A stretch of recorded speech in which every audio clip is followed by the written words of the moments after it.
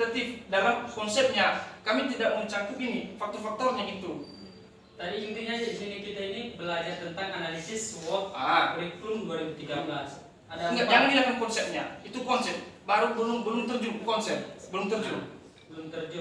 Itu konsep. Konsep namanya itu baru pembuatan, belum terjun. Ini konsep. Konsepnya saat melakukan konsep, kita akan menggunakan metode kualitatif. Itu. Tapi kan belum kita tahu faktornya. Ketika dia tampil, ketika dia terjun apa kita nggak tahu. Betul. Ini baru namanya metode. Dia menggunakan metode ini, rancangannya ini. Nanti ke sekolah ini ya metodenya. Udah kita nggak tahu. Apa faktor-faktor itu terjadi kita nggak tahu. Udah. Ya.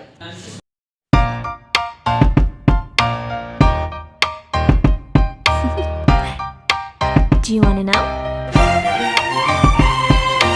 Well, I've been thinking about you, and I think I have to listen because the sun is up, it's a beautiful day. My beginning is bright as the sun. Sebelum kita beranjak dari kampus kemarin, otomatis kita SMA Nur pasti. Saya ingin bertanya. Sebelum Anda tamat dari SMA Anda, apakah yang Anda gunakan KTSP atau kurikulum 13? Saya pikir masa Anda, karena kalau kurikulum 13 itu penerapannya 2013, sehingga pada saat ini sampai tahun kemarin pada saat kita masih SMA, bahkan saya masih SMA kemarin sudah menggunakan yang namanya K13, tapi belum revisi. Jadi pertanyaannya apa aja ancaman dan penerapan gini dari segi masyarakat kadang-kadang orang tua gini bertanya gini, kenapa anak saya baru balik jam 3? Seperti kami kemarin, anak SMA Negeri 1 Pulau Batu, orang tuh bertanya, kemarin KTSP mereka enggak dipaksakan dengan waktu, tapi palingan jam 1 atau jam 2 balik. Nah, penerapan ke-13 ini, ancamannya gini, orang tuh kadang-kadang nggak setuju. Kenapa anak tuh sampai bawa bekal, sampai jam 3, sampai jam 4 sore baru balik dari rumah. Saya pikir itu ancaman yang pertama yang timbul.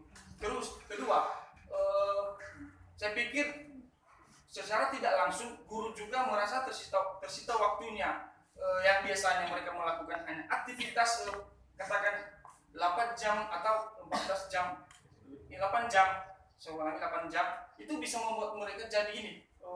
Belum lagi ini gaji sama yang mereka dapatkan sama jam yang mereka luangkan tidak sesuai. Jadi kadang-kadang itu jadi ancaman. Mungkin kayak kemarin kami di Telo yang beberapa sekolah itu banyak yang tidak menggunakan K13 akibatnya masih menggunakan yang namanya KTSP, dan ada juga beberapa sekolah yang menggunakan K13 atau kurikulum 13. Namun setelah beberapa kali berjalan, ada lagi beberapa kali revisi ke kurikulum 13, dan akhirnya masyarakat pun terima dengan keadaan tersebut, dan guru juga menerimanya dengan waktu yang dimaksimalkan semaksimal mungkin. Bukan kayak K13 sebelumnya itu sampai sampai jam 4 sore, jam 3 sore anak-anak baru balik, mau tidak mau itu harus bawa bekal, dan itu sendiri saya sudah pernah ngalaminnya, bawa bekal sendiri. Jadi itu ancamannya. Kadang-kadang orang tua tidak setuju dengan hal tersebut, karena kan pada dasarnya untuk membentukkan kurikulum, penetapan kurikulum, masyarakat juga ikut. Jadi mau tidak mau ya masyarakat bisa memprotes hal tersebut. Namun seiringnya adanya revisi, adanya perubahan, sehingga hal tersebut bisa diterima masyarakat sekarang. Demikian, bagaimana saudara Edison? Apakah bisa berterima? Memang penjelasan saudara termasuk ancaman dalam mengimplementasikan kurikulum K13 revisi ini. Jadi itu kan khusus masyarakat ataupun orang tua siswa. Jadi yang menilai ataupun yang tahu ancaman itu adalah setelah diimplementasikan kurikulum tersebut oleh guru. Jadi guru yang menilai keadaan seperti itu. Nah, jadi yang lebih fokusnya yang saya tanyakan adalah ancaman ataupun tantangan dalam melaksanakan kurikulum itu. Apa yang menjadi ancaman seorang guru ataupun lembaga pendidikan atau departemen pendidikan dalam menerapkan kurikulum yang sudah direncanakan, yaitu kurikulum 2013 revisi. Nyambung, namun gini, sebelumnya ancaman sudah 11 tahun di luar dan dalam. Satu halnya tadi guru, saya bilang guru. Oke, menyangkut ke siswa kadang-kadang gini, siswa gini. Kadang kita gini, ke-13 ya, kita menerapkan ke-13. Nah, siswa kadang nggak tahu ke-13 apa bedanya KTSP, tidak tahu sebelumnya. Nah, ketika penerapan tersebut mungkin ancamannya kayak gini, siswa akan mengeluh atau akan bertindak lebih, kadang mereka mengatakan ini, kenapa harus jam kami seperti begini? Nah, itu ancaman pertama, siswa jenuh, kadang bosan. Itu ancaman pertama. Masuk ke guru gini, kadang dia akan meluangkan waktunya tidak sesuai dengan ekspektasi gajinya, sementara gajinya cuma beberapa dan waktu yang ditempuh atau diberikan dalam mengajar tersebut sangat besar. Jadi itu ancaman kadang-kadang mereka nggak berterima. Ditambah lagi beberapa perubahan model pembelajaran yang diterapkan, baik dari saya pikir yang sekarang mereka lebih K13 itu ke akhlak, lebih ke akhlak. Kalau masalah apa dia nggak mau, dia mementingkan, namun dia lebih ke akhlak untuk pendidikan untuk K13 sekarang. Itu kan mengenai tantangan yang dihadapi oleh siswa. Ketika kurikulum itu diterapkan, apa saja yang menjadi kendala bagi siswa ataupun tantangan yang dihadapi siswa, karena berbeda dari kurikulum yang sebelumnya, sehingga mereka terkejut dengan terjun dalam menghadapi kurikulum yang diterapkan di sekolah tersebut. Jadi ini lagi yang lebih fokusnya lembaga pendidikan atau direktorat lembaga pemerintah pendidikan itu yang menjadi ancamannya apa saja untuk menindaklanjuti ataupun menerapkan betul-betul kurikulum yang telah diprogramkan, sehingga kurikulum yang telah diprogramkan tersebut bisa terlaksana dengan baik. Apakah yang menjadi ancamannya sehingga itu menjadi terhambat? Karena kebanyakan kan setelah saya baca ada lembaga sekolah yang belum bisa menerapkan ataupun mengimplementasikan kurikulum K13 itu. Baik, saudara Edison, saya coba akan menambah daripada penjelasan teman kami sebelumnya, di mana yang Anda tanyakan itu adalah apa ancaman di suatu lembaga pendidikan, ya kan? Kurikulum dalam penerapan kurikulum terhadap orang yang ataupun pendidikan yang mereka yang merencanakan kurikulum tersebut. Jadi dalam merencanakan itu apa yang menjadi hambatan dalam menerapkannya? Iya, ancaman di suatu dalam pembuatan kurikulum itu salah satunya yaitu terlalu dekatnya jarak sosialisasi kurikulum 2013 dengan implementasinya, sehingga banyak sekolah yang belum siap melaksanakan kurikulum ini. Nah, itu salah satu daripada ancamannya. Jadi maksud di sini, maksud daripada penjelasan ini bersifat terlalu dekatnya, maksudnya banyak sekolah-sekolah ketika sudah diterapkannya kurikulum 2013 ini, banyak sekolah-sekolah yang tidak bisa menerima keadaan kurikulum 2013 ini. Jadi maksud pertanyaan Edison di mananya? Rasanya udah, kalau misalnya lebih detailnya untuk sekolah berarti ada ancamannya bagi guru. Tadi sudah dijelaskan sama teman kami Henia, dan yang berikutnya ancaman untuk siswa tadi sudah dijelaskan juga. Ya, itu yang lebih fokusnya dijelaskan.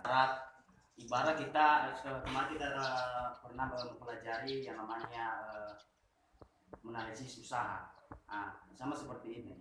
Kita kan analisis kurikulum 2013 revisi. Setelah kita menganalisis apa yang menjadi ancaman ataupun tantangan dalam membuat kurikulum tersebut, sehingga terjadi kegagalan, artinya tidak diterapkan di suatu lembaga sekolah. Apakah ada tantangannya? Apakah tidak ada lancar saja, tidak ada komentar dari pihak sekolah? Karena sekolah juga bisa berkomentar Kenapa? Karena mereka berkomentar dalam hal ini memberikan saran. Nah, karena sesuai dengan yang mereka hadapi di lingkungan sekolah.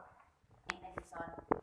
Kurikulum 2013 ini sudah dibuat oleh pemerintah dan sebagian sudah ada yang menerapkannya di sekolah.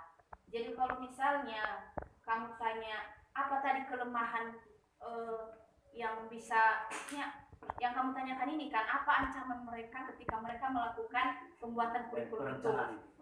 Nah, kita nggak tahu apa ancaman, tapi yang pentingnya setelah mereka mengeluarkan atau sudah merancang kurikulum 2013 itu, ancamannya buat kita sekarang bagi masyarakat yaitu satu tadi, terlalu dekatnya jarak sosialisasi kurikulum 2013 dengan implementasinya, sehingga banyak sekolah yang belum melakukan atau melaksanakan kurikulum ini. Jadi kalau misalnya Edison tanya apa tadi ancaman bagi mereka ketika pembuatan kurikulum 2013 itu, kita nggak tahu. Tapi setelah mereka sudah melakukan atau sudah memberikan kurikulum 2013 itu kepada sekolah-sekolah, jadi itu salah satunya ancaman. Jadi saya nggak tahu tadi pas pembuatan kurikulum 2013 itu apa yang menjadi ancaman mereka ini itu pertimbangan daripada pemerintah. Mereka sudah mempertimbangkan sebelumnya ketika dalam pembuatan kurikulum 2013 ini. Jadi kalau misalnya ini sebenarnya itu, mohon maaf kami nggak tahu. Tentu saja banyak tantangan yang dihadapi oleh Direktorat Pendidikan yang membuat ataupun yang merencanakan kurikulum tersebut. Nah, apa yang menjadi tantangan itu? Tentu saja ada, karena kemarin kita sudah mempelajari yang namanya ide ataupun pendekatan kurikulum. Jadi kan ada di situ kita mempelajari bahwasanya ada istilah dari atas, ada juga istilah dari bawah. Ini dari bawah ini bagaimana inspirasi masyarakatnya adalah guru. Jadi guru di sekolah menyampaikan di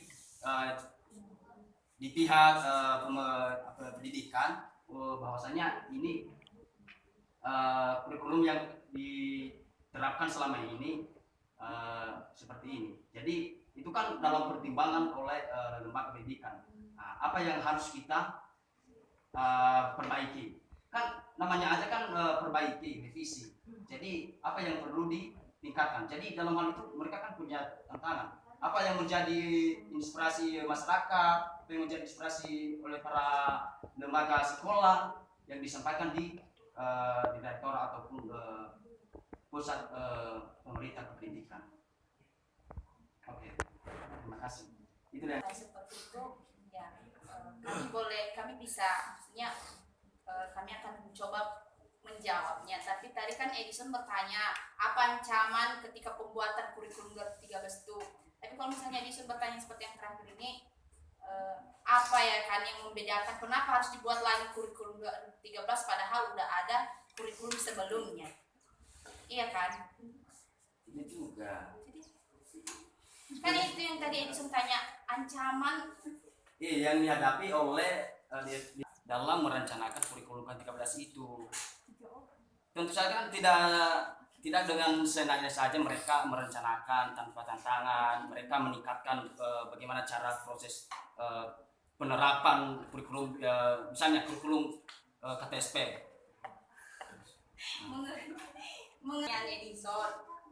Kan Edison maksudnya kan tadi saya sudah menjelaskan kalau misalnya kurikulum 2013 ini dibentuk oleh pemerintah. Mereka melakukan revisi atau daripada kurikulum sebelumnya itu karena mungkin ada yang kekurangan dalam KTSP 2006. Jadi mereka melakukan yang namanya perubahan kurikulum 2013. Jadi kalau misalnya Edison tanya apa itu ancaman mereka sehingga mereka bisa membuat kurikulum 2013 itu nggak ada, karena KTSP yang mungkin KTSP tadi kurang baik ya, atau kurang baik lah dalam penglihatan mereka, makanya dilakukan perubahan ke kurikulum 2013. Nah, kita nggak tahu apa itu ancaman-ancaman yang terjadi ketika mereka melakukan perubahan tersebut. Tapi yang nyatanya sekarang kita lihat ketika sudah dilakukan perubahan kurikulum 2013 itu ancamannya bagi kita atau setelah diimplementasikan kita tidak dituntun oleh pihak sekolah. Nah, itu yang kan menjadi ancaman. Artinya apa yang mereka pikirkan, apa yang menjadi ancaman mereka ketika mereka sebelum menyelesaikan kurikulum yang telah direncanakan. Singkat saja, ancaman, kalau ancaman itu udah nyaris itu, udah lebih tragis, tantangan gitu. Mungkin kayak gini, dia kan berapa kali menjelaskan, lupa, saya coba masukkan lagi. Yang namanya revisi otomatis perbaikan.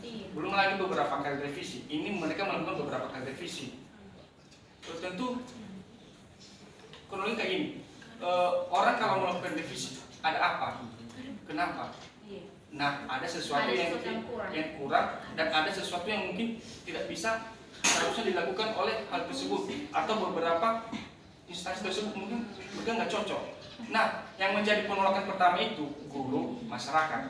Paham kan? Guru, masyarakat. Kedua, ini seperti yang saya baca beberapa kementerian seperti mengusulkan mereka beberapa kali mengusulkan kepada Kementerian Pendidikan, ini nggak cocok, ini perlu diperbaiki, ini harus direvisi. Nah, mau tidak mau direvisi. Tantangannya lagi, ketika hal tersebut terjun, apakah diterima? Otomatis bakal lama proses penerimaan. Namun akan ada hal yang namanya revisi lagi. Nah, terakhir revisi 2019-2018 kemarin sampai sekarang saat ini kita jalankan. Belum ke depan lagi kita tahu akan ada revisi atau beberapa revisi lagi. Mungkin teman-teman pernah melihat RPP setebal ini. Berkat revisi ini RPP sekarang bisa 1 lembar. Itu. Nah, tadi kembali kepada tantangan tadi. Tantangannya cuma 2. Masyarakat dan guru itu sendiri mungkin tidak cocok hal tersebut, tidak setuju hal tersebut, mau tidak mau harus diubah. Diubah dia nggak semua, hanya beberapa. Jadi itu Edison. Oke. Yang kelompok berapa tadi Bang? 4. Kalau nggak salah tadi pertanyaannya yang melakukan analisis SWOT per kelompok atau per individu. Ini analisis SWOT kurikulum 13. Gini, nggak mungkin seperti institut kita, dia mendirikan visi misi secara harfiah, dia nggak mungkin gini. Saya mau buat visi misi itu sesuai dengan apa dia di benak saya, apa yang saya mau, nggak mungkin. Otomatis ada yang namanya ini kerjasama antara substansi beberapa pemerintahan seperti yang utama dulu lah Kemendikbud atau Kementerian Pendidikan. Otomatis kan bukan dia sendiri. Seperti yang sekarang Menteri Pendidikan Ekonomi kita, saya ulangi, Menteri Pendidikan kita, bukan, otomatis dia nggak sendiri mengerjakan hal tersebut. Nah, sama tadi yang saya jelaskan sama Edison, ketika hal tersebut mereka melakukan atau melakukan analisis SWOT atau perubahan ini, otomatis mereka ada beberapa mengumpulkan beberapa tanggapan. Yang sekolah nggak setuju, masyarakat nggak setuju, otomatis mereka udah berpartisipasi. Jadi bukan yang namanya per individu. Saya pikir kalau per individu, saya nanya dong kalau dia punya anak sendiri, ya udah dilakukannya. Kan anak saya maunya kayak gini, mau tidak mau harus saya turuti. Tapi karena kebijaksanaan bersama, maka beberapa oknum-oknum yang terlibat harus mengerjakan tersebut, menganalisis tersebut sehingga terjadi namanya seperti yang beberapa kali kita alami revisi ini K13. Jadi bukan per orang atau per individu tapi per kelompok. Gimana Pak? Oke. Oke. Untuk tadi yang di sebelah Abang Wajib Kota namanya siapa?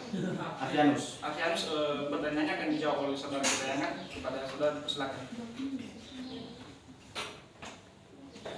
Baik, saya akan menjawab pertanyaan saudara kami Afrianus dari kelompok 1 ya? 3. Dari kelompok 3. Tadi pertanyaannya apa itu konsep analisis SWOT? Di mana dalam konsep analisis SWOT ini ada analisis SWOT dengan pendekatan kualitatif dan analisis SWOT dengan pendekatan kuantitatif. Jadi saudara Afrianus, tolong perhatikan, nanti jangan bertanya-tanya. Jadi analisis SWOT ini tadi udah ada katanya itu pendekatan secara kualitatif yang artinya melakukan analisis secara mendalam faktor-faktor internal dan eksternal lembaga dengan menggunakan berbagai metode kualitatif. Nah, di mana metode kualitatif yang digunakan adalah satu, pengumpulan data. Yang kedua, melakukan analisis SWOT dengan bantuan matriks SWOT.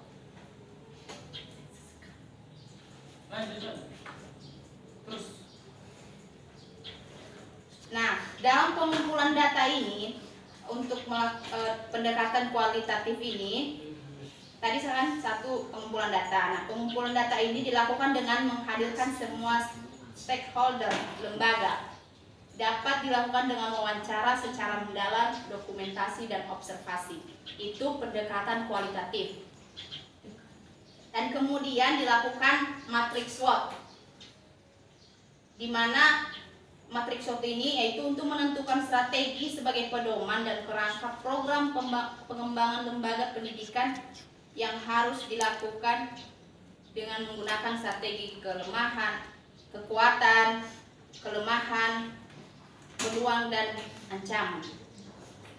Sedangkan langkah-langkah analisis SWOT dalam pendekatan kuantitatif itu yaitu satu, pembobotan faktor internal dan eksternal yang berpengaruh pada kinerja lembaga pendidikan. Yang kedua, mengidentifikasi kekuatan, kelemahan, peluang dan ancaman.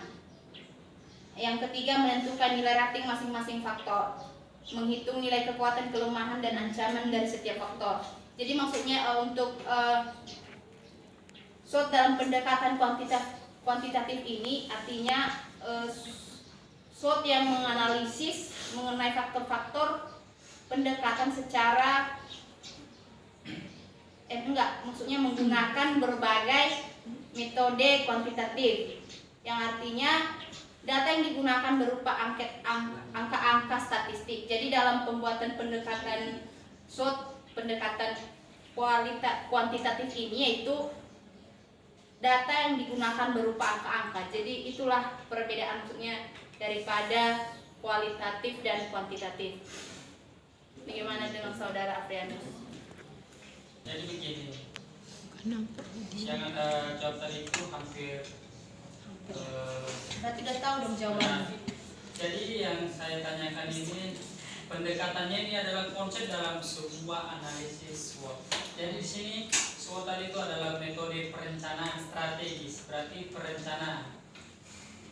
Jadi di sini konsepnya. Konsepnya ini ada dua pendekatan, secara kualitatif dengan secara kuantitatif.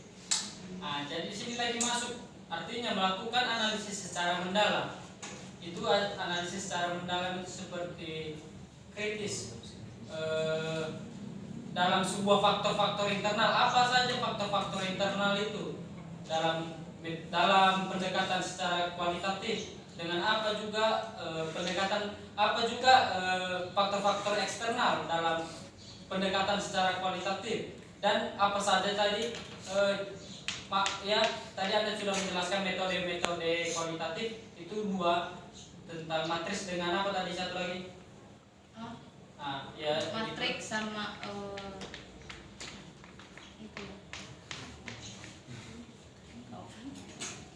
Itu ada dua tadi.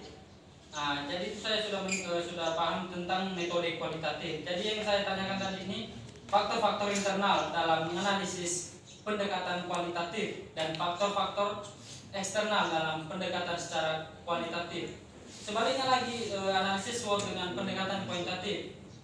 Apa saja lagi pendekatan faktor internal, apalagi eksternal, dan apa saja metode-metode dalam menggunakan analisis metode kuantitatif ini. Coba ya, ini konsep.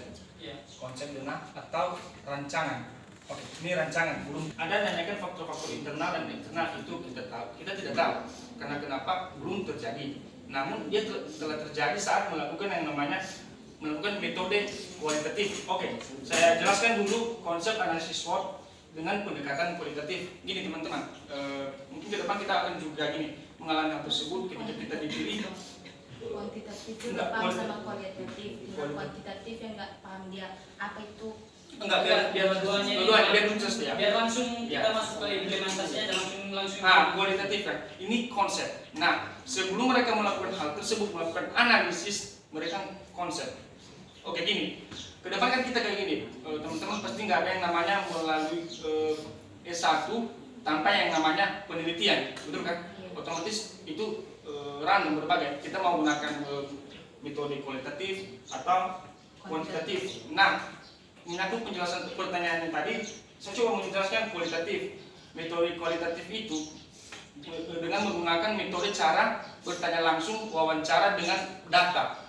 Contoh gini, saya datang ke sekolah, saya mau bertanya, apakah kurikulum yang digunakan saat ini cocok dengan yang diajarkan, dan apakah ada kendala? Otomatis sekolah tersebut akan memberikan tanggapannya, terserah dia mau memberikan tanggapannya, namun secara langsung dia datang kepada sekolah tersebut, artinya bertanya langsung. Itu metode konsep kualitatif ya. Nah, sehingga terjadi yang namanya nanti ketika tidak pas, ketika hal tersebut tidak sesuai, maka mungkin dari katakan dari 10 sekolah hanya 2 yang setuju, sementara ada 8 sekolah yang tidak setuju. Mau tidak mau konsep tersebut telah mereka jalankan dan melakukan yang namanya analisis SWOT. Itu pertama. Kedua, kuantitatif.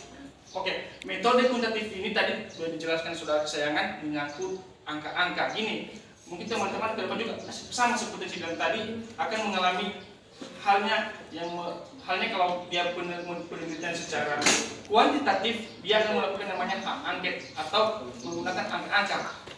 Contoh begini, saya mendatangi 10 sekolah, saya tidak langsung wawancara, saya memberikan bentuk angket, bentuk pertanyaan. Pertanyaan bisa 10, bisa berapa, terserah siapa yang mau meneliti, terserah metode karena metode yang digunakan tersebut angket. Otomatis pertanyaannya berbeda-beda, random. Dia mau tanya apakah kurikulum tersebut sesuai, apakah masyarakat setuju, bla bla bla segala macam. Nah, ketika hal tersebut sudah tampil atau sudah sampai ke tangan orang yang melakukan konsep analisis SWOT ini, dia akan mengambil yang namanya analisis, dia akan melakukan tindakan sehingga hal tersebut apa yang telah dia ketahui dia akan merubahnya, seperti yang dilakukan revisi beberapa kali. Nah, dari kedua ini bedanya gini, dari kualitatif dia menggunakan wawancara secara langsung, dan yang pendekatan untuk metode kuantitatif dia menggunakan bentuk hak angket atau tidak bertanya langsung namun memberikan hak angket kepada sekolah tersebut atau lembaga tersebut. Bagaimana? Terus sampai di situ. Iya, kalau Anda tanya faktor internal dan faktor eksternal, saya pikir kami tidak bisa membahas itu karena belum terjadi, ini konsep. Iya, jadi Ya. kita bisa tahu apa saja faktor internal dan eksternal dalam metode-metode ini. Biar di sini tadi ada ini analisis pendekatan kualitatif. Di sini artinya melakukan analisis secara mendalam tentang faktor-faktor internal. Apa saja faktor-faktor internal itu? Kita langsung ke implementasinya, walaupun itu belum terjadi. Ini konsep. Saya masih belum paham Iya. pertanyaannya, karena apa yang kami bahas di sini sangat jauh itu, sangat jauh. Kenapa kami hanya ini dan ini kuantitatif dalam konsepnya, kami tidak mencangkup ini faktor-faktornya gitu. Tadi intinya di sini kita ini belajar tentang analisis SWOT kurikulum 2013. Ada Enggak, jangan dilihat konsepnya, itu konsep, baru belum terjun konsep, belum terjun. Itu konsep namanya itu baru pembuatan, belum terjun. Ini konsepnya saat melakukan konsep kita akan menggunakan metode kualitatif. Itu, tapi kan belum tetap faktornya ketika dia tampil, ketika dia terjun apa kita nggak tahu. Betul. Ini baru namanya metode, dia menggunakan metode ini, rancangannya ini, nanti ke sekolah ini ya metodenya, udah kita nggak tahu apa faktor-faktor itu terjadi, kita nggak tahu. Udah. Ya. Analisis SWOT kurikulum 2013. Kayaknya ini menurut saya ini implementasinya tadi nih, yang keempat ini tentang faktor-faktor internal. Apa saja faktor internal? Kayak tadi kurikulum 2013 tadi itu tentang permasalahan waktu dengan penetapan jam tadi itu tentang sampai jam 4, jam 3 tentang revisi ini tadi. Jadi ini kayaknya menurut saya faktor-faktor internal yang terjadi nanti untuk implementasi yang akan terjadi dalam pembentukan penerapan revisi 2013. Jadi jika kelompok 4 atau kelompok 5 Kalau kedua mengatakan belum ini nggak nyambung ke sana, jadi saya nggak setuju. Oke, saya setuju. Yang kami bahas ini saat melakukan konsep analisis SWOT. Saya paham maksud Anda. Beberapa kali revisi otomatis ada beberapa kendala kan, faktor-faktornya. Itu sudah terjadi. Ini konsep mau terjun. Nah, permisalkan nanti dia mau terjun kena revisi 2018 kemarin. Katakan dia nanti mau revisi 2022. Apa kita tahu? Apa faktor-faktornya? Kita nggak tahu. Nah, ini konsep yang sekarang yang kita bahas konsep. Nah, setara dengan apa yang saudara bilang tadi, dengan saya jelaskan beberapa tadi dengan faktor-faktor internalnya saat mungkin melakukan perubahan, ada beberapa kendala faktor eksternal dan internal. Mungkin itu benar, tapi saya tidak mau terjun ke situ karena yang kita bahas konsep. Misalkan seperti yang saya katakan tadi, 2021 dia mau melakukan revisi atau mau melakukan konsep analisis SWOT, kita nggak tahu apa faktornya, kita nggak tahu alasan sekolah memberikan apa. Dengan hal tersebut tidak setuju dengan revisi tersebut, kita tidak tahu.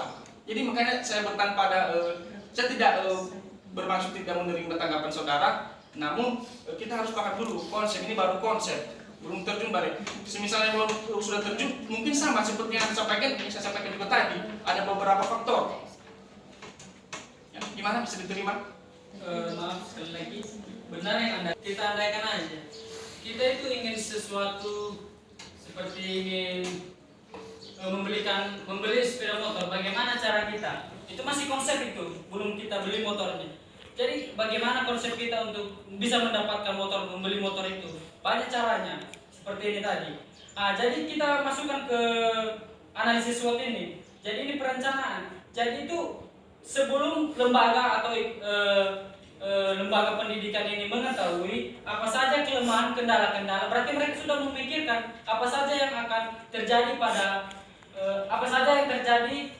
Seandainya tahun 2021 penetapan kurikulum 2021 ini mereka tahu, tapi Anda mengatakan tadi mereka belum tahu. Tapi menurut saya itu mereka tahu itu apa saja kendala-kendala yang akan terjadi dalam penetapan kurikulum 2013 revisi ini. Lucunya gini, ya, revisinya. Misalkan mereka tahu akan ada kendala, mungkin tidak sesuai, mungkin mereka akan langsung memperbaikinya. Itu pertama, mereka akan memperbaikinya, tidak langsung menunda-nunda. Tadi Anda misalkan di motor. Iya.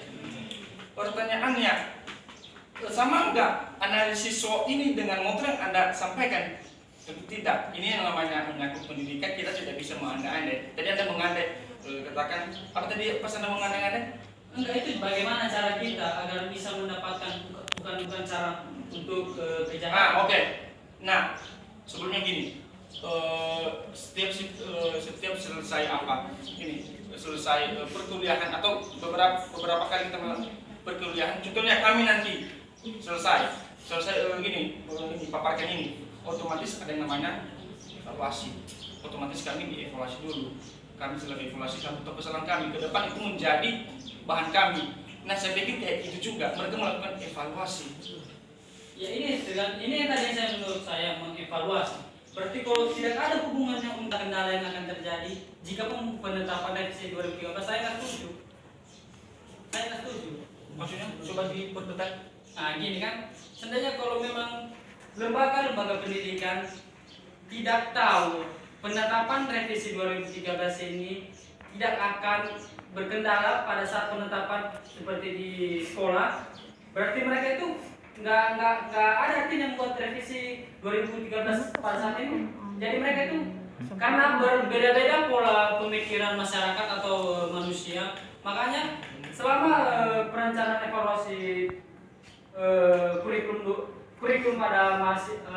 pada siswa itu tidak menetap. Jadi saya tidak setuju dari Anda mengatakan dalam faktor-faktor ini belum terjun ke situ, saya nggak setuju.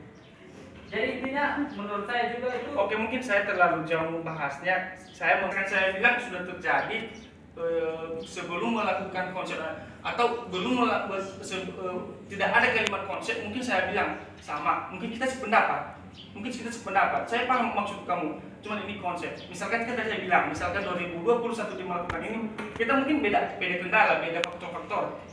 Ya udah tadi karena Anda sudah menjelaskan, sudah menjawab sendiri. Terima kasih. Bisa saya tambah. Udah berkas berarti. Udah. Pas tapi. Dia udah jawab. Saya udah terima itu. Oh, udah.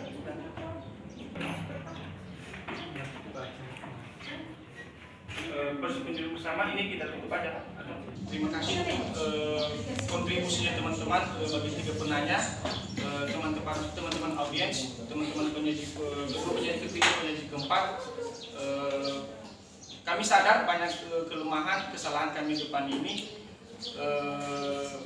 Kami manusia tidak luput dari yang namanya kesalahan.